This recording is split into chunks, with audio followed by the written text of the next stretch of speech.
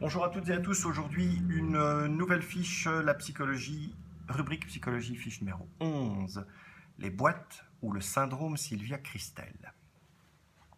Alors, pour ceux qui ne le savent peut-être pas, Sylvia Kristel, c'est l'actrice qui a joué dans un film culte des années 70, 70, 80, je ne sais plus, Emmanuel.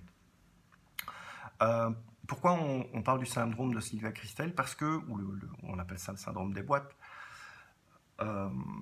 quand vous allez commencer une activité de photo, vous allez peut-être avoir envie de vous spécialiser dans le portrait, dans le mariage, la street photographie, la macro, la nature, le nu peut-être, je ne sais pas, enfin bon, ça c'est vous qui voyez.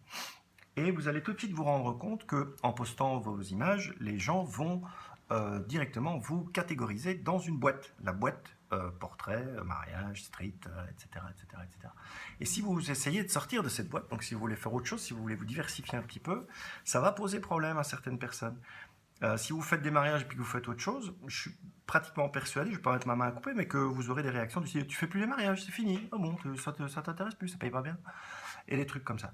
Donc voilà, je parle de ce syndrome-là. Pourquoi Sylvia Kristel? Parce que Sylvia Kristel, elle a fait un film Emmanuel, et puis elle a voulu jouer d'autres rôles un peu moins dénudés, et on ne peut pas dire que ça a laissé un grand souvenir. Donc elle était cataloguée dans ce type de rôle pour les films qu'elle a voulu faire par après.